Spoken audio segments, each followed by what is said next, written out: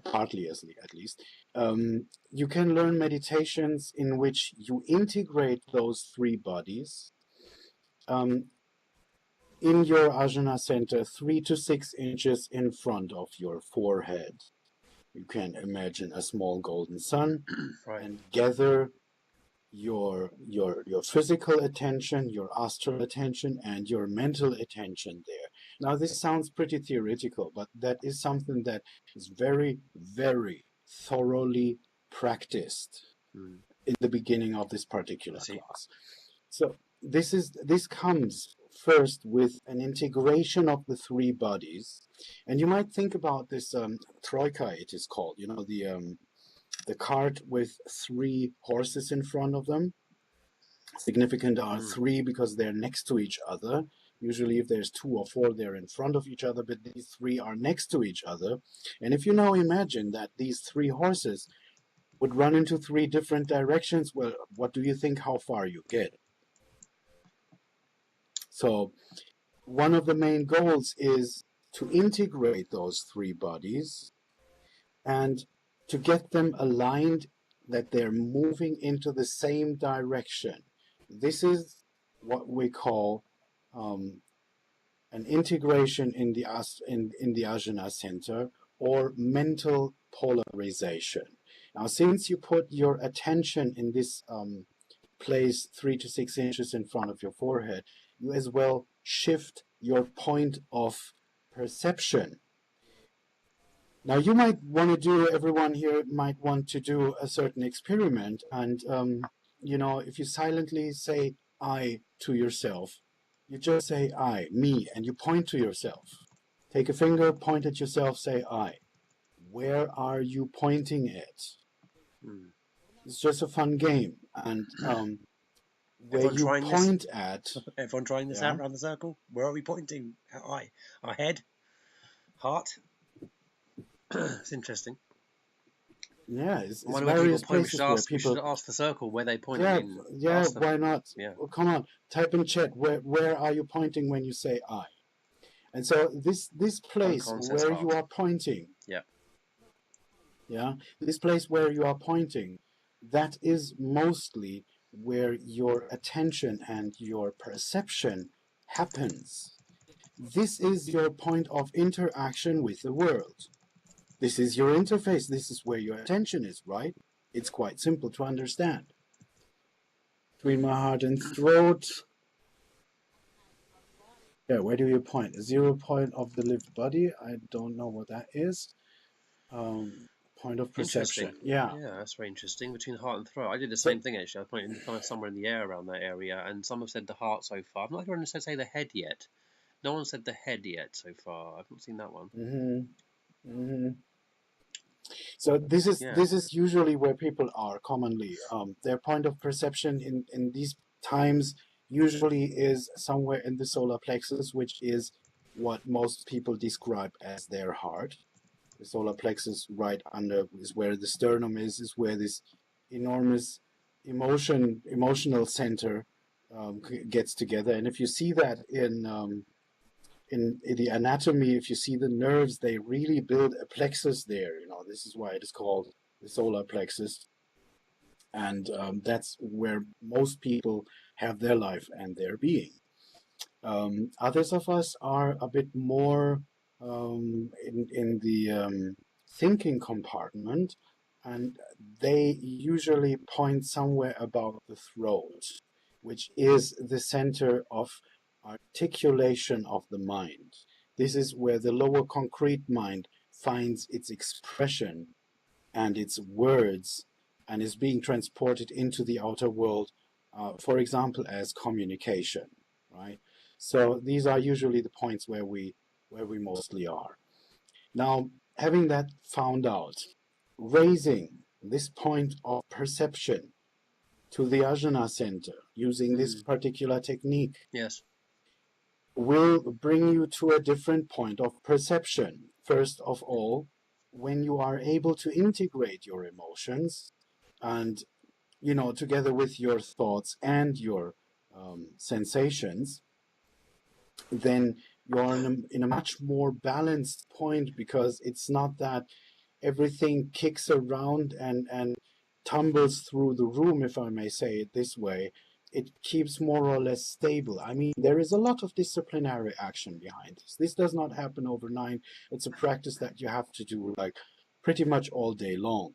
That doesn't mean that you have to meditate all day, but it's like, even when you're not meditating, you try to stand in this place 3 to 6 inches in front of your forehead. Sure. And try to stabilize there and keep your perception there over the day as your point of identification, right? So this brings you to a point where you are much more stable in an emotional way, where not everything that comes flushes you away, and you are not this leaf in the wind that we usually are. I mean, for the most part, most of us are, pretty much, can I say, victims of our emotions. We are pretty much lost in those emotions. They come, they take us, they are us. I mean, they are so intense that they fill everything that we are, our whole world, because the point of perception in our world is in the solar plexus and in the emotions. And even the more throat-centered people, when they have an emotional moment, they definitely have their point of perception there in the solar plexus, because that is the place where we examine our emotions, right? Yes. So if you can manage to stand above the tide, then you have a really different stability and way of operating, because all of a sudden you are not reacting anymore in the programmed, mostly emotional, reactional patterns. Yes. Like you react to some kind of impulse that comes from the outer world, and you have learned in earlier parts of your life that, if you do this and that in this particular situation, then it is whatsoever beneficial, usually saves your survival in whatsoever kind. If you're standing in your Ajna center, you're suddenly able not to just play this reaction, but you're able, because that emotion doesn't have you this intensity. It is there, you feel it. It is there, it is part of you, but it's not ruling you. It's not sweeping you away like, the tide usually does. So you stand there, you can see, and from a place of reason, from a point of reason, you can decide. You have an option to decide what you're going to do and how you're going to react to this impulse that is given to you. And that means that we suddenly do not react out of emotional patterns, but we are able to handle our world and to deal with our world from a much more reasonable place. And of course, then from our counterparts, from the people that we interact with as well, get much more reasonable reactions, because we are not triggering each other like a ping pong ball back and forth. Yes. But we suddenly understand, what is going on, what we're talking about, that there is emotions, but that, doesn't mean that we have to automatically act on them. And so we can go forward and can create a different reality. So this is the option that this brings us, and this is the very practical application of this particular knowledge, right? If that answers this particular question. And as you've been talking about those things, people in the main chat have been commenting on it, so I'm going to just bring some of those things up now. It's going quite well. Yeah. But yeah, let's go back to some of those topics. So you gave a good illustration there of web grounding using the third eye, area of perception, and a lot of people did say different parts of themselves as an identification point. And then you commented on about the importance of response rather than reaction, which is something we've looked at before, and being able to still ourselves before we respond back. And this is very hard to do, especially initially, as you're fighting against your own patterns. And anyone who does do that, it's very encouraging to see when people try their best to do this sort of thing. I've been reading a bit about sort of integration of psych, male and female energy in ourselves. And one of the things I remembered reading is that when we're trying to integrate the opposite within us, whether it's the man for a woman or woman for a man, or whichever gender you are, kind of whatever you see as the opposite side. Yeah.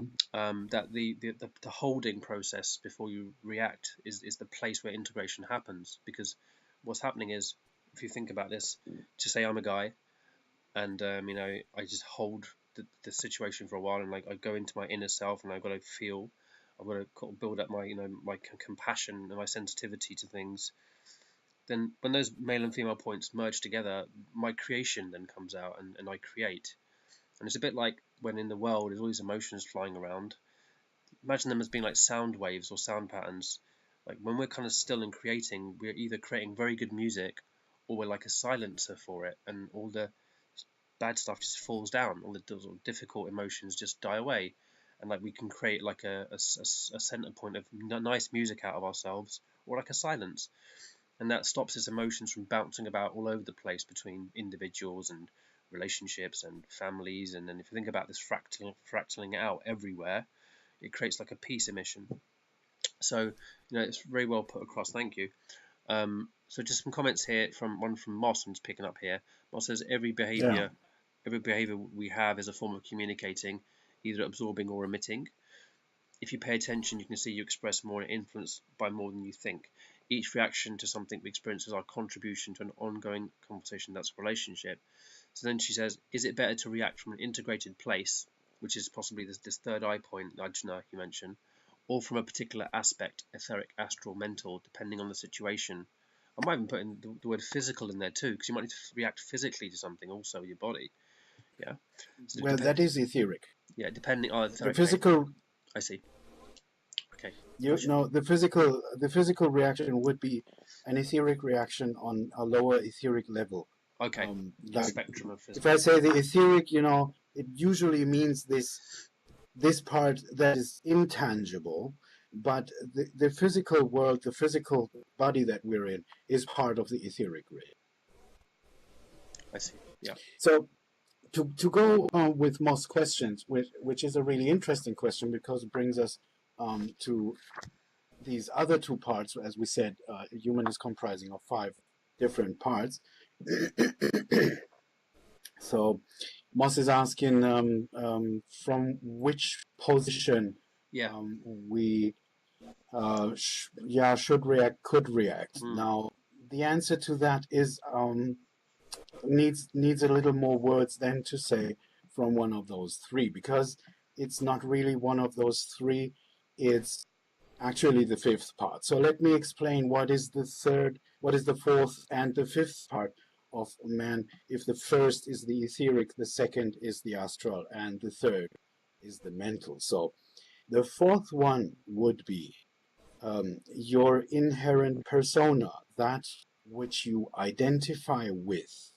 The name that you're wearing, the clothes that you're wearing, the ideology, the path that you're walking, the concepts that you're holding, the job that you're doing, all your likes and dislikes, everything that you're striving for, your dreams, everything, what people usually call their soul.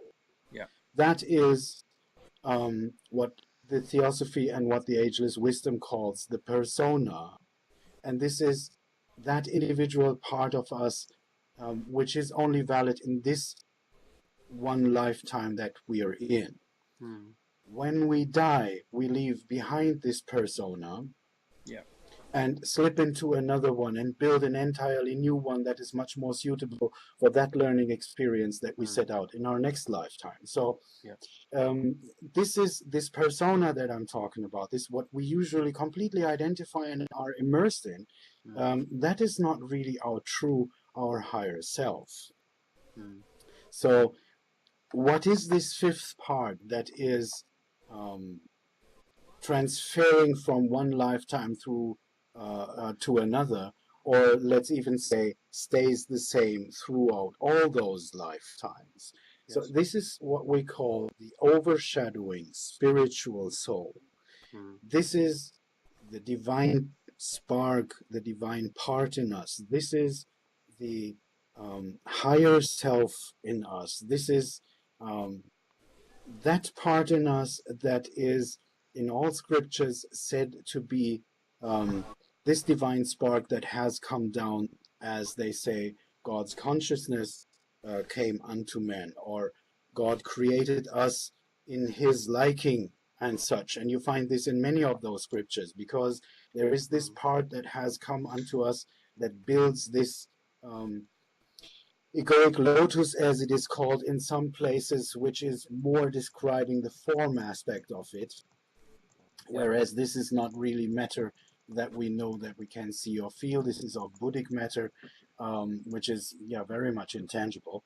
But it's, the egoic lotus or the egoic egg is referring to the form aspect of that overshadowing spiritual soul, which is held by it. So this thing then, this overshadowing spiritual soul, that is the very core of us. This is who we really are throughout all our incarnations, all the emanations of that soul, that where it projects itself into a lifetime that we live as that individual, as we perceive ourselves. Yes.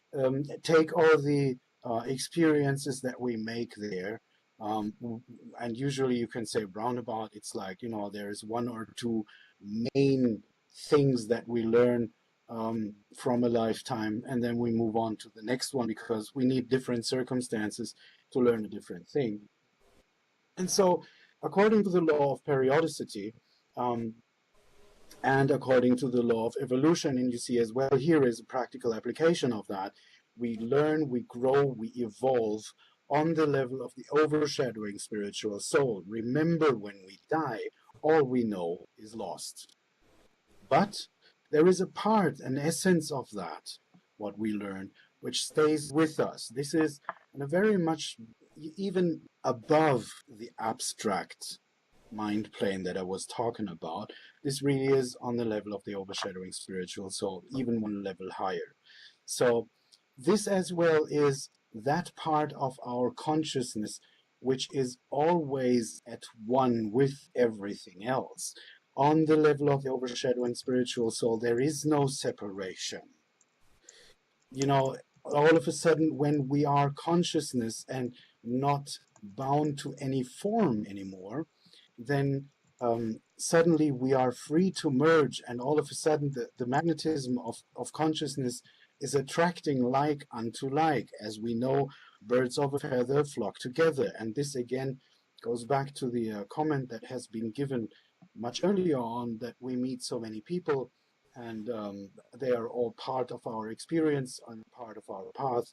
Well, they are part of the group consciousness that we are part of.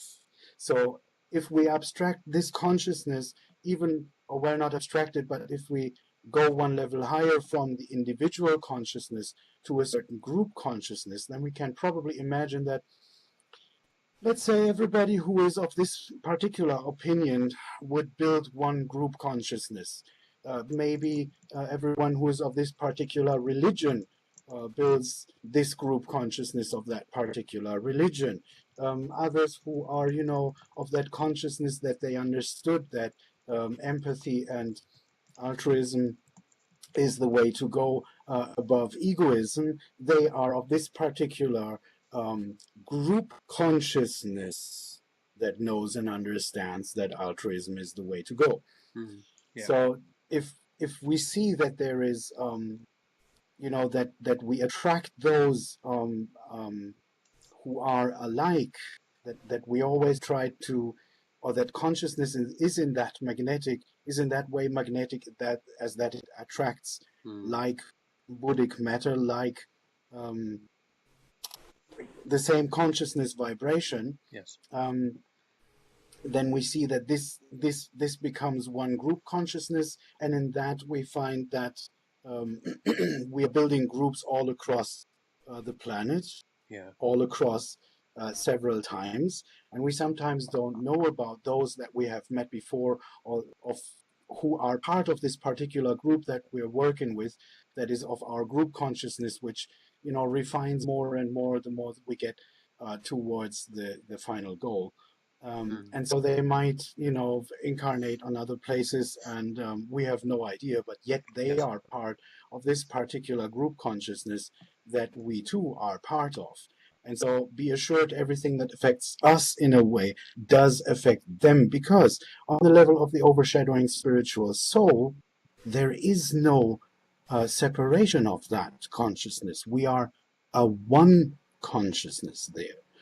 And so you can assume that this overshadowing spiritual soul, this higher self, this divine self of yours, does really know what what the answer to your particular problem right now and here really is, because it has created that situation for what you consider to be you. So let's reconsider the whole construct. We have vibrations and sensorium on the etheric level. We have these emotions and astral level. We have a mental level. Then we have that which we all identify with, our persona, and the overshadowing spiritual soul. Now, this divine part in us is creating the life that we are living, in a very, very magic form, if I may say that. It's literally creating, it's attracting the matter and the circumstances around us to create that particular experience that we need next, to best evolve and get forward in our evolution. And so it projects these circumstances down into the etheric, astral, and mental matter, and creates that reality in which we, as the persona, as what we identify with, as what we say I about, suddenly find ourselves in. So we think what happens is kind of created by other people. They bring whatsoever so and so upon us. But that is not the whole truth. We all have heard about this co-creation, and you create your reality and so forth. And this is really it in a nutshell. Your overshadowing spiritual soul is creating your life. And I mean every single bit of it. Yeah, there is nothing happening to you which is completely arbitrary and not part of your particular individual plan. Yeah. So something that is way above our consciousness is creating a reality that is way below our consciousness, so that we don't know how to really handle it, and we find ourselves in this reality all of a sudden, and so we learn how to deal with it. We find whatsoever ways. Usually, oftenly, it is we fall back on that which we have learned. We've been recently talking about emotional reactional patterns. That is what a lot of us do, and we reproduce the stuff over and over again until we get to a place where we understand, okay, there might be an alternative to that, and hence we are able to grow. And so until we get there, according to the law of balance, we get the same situation presented over and over and over and over again until we learn how to deal with it properly.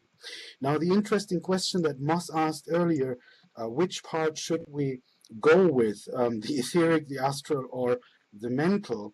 The correct answer to that is go with your overshadowing spiritual soul.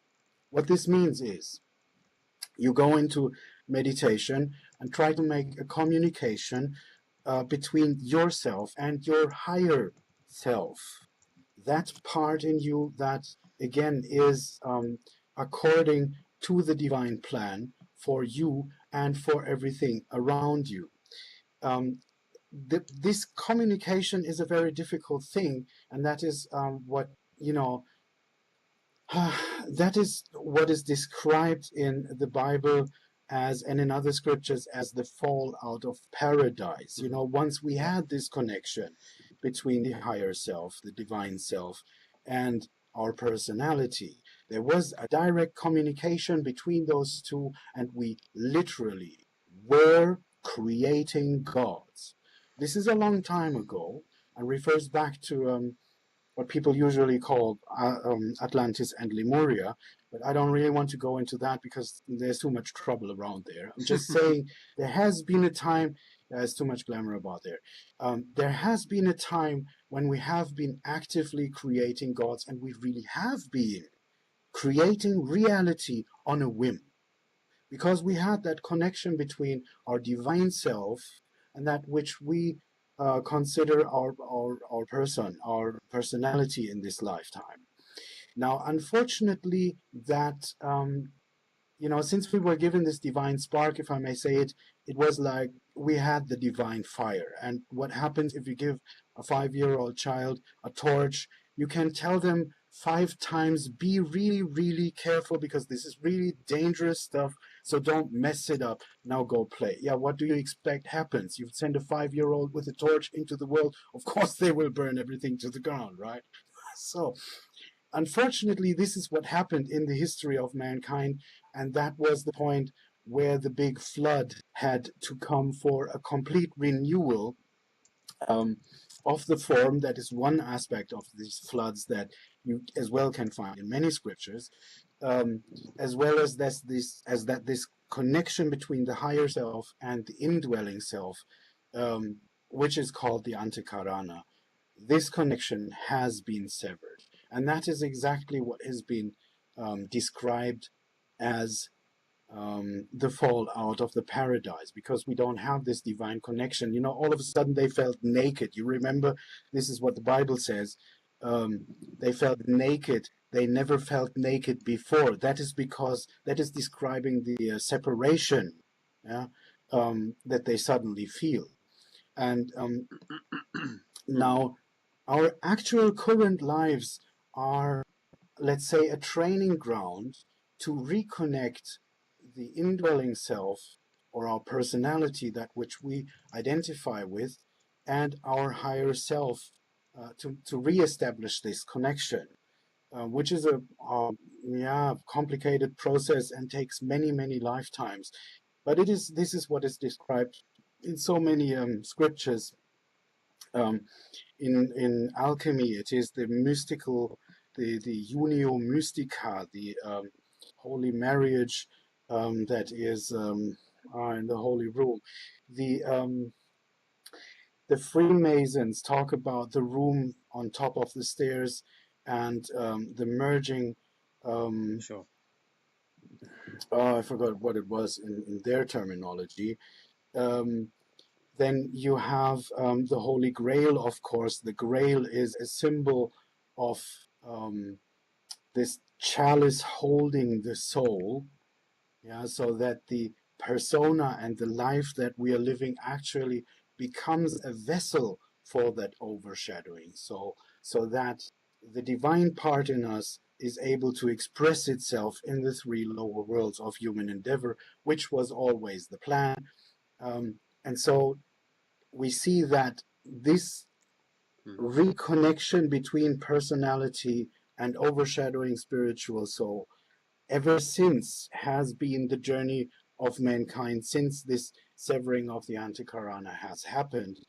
And well, to bring this to a close, again, this is what this particular class, this particular school is about. It is rebuilding the Antakarana in, of course, a somewhat slowish process. It takes a lot of discipline, it takes a lot of meditation, it takes a lot of willpower to put aside your personal desires and the things that appear to be so important, in order to be of a greater spiritual capacity and be able to be an agent of God, or an agent of goodwill, and propel life to a better outcome for the most people involved.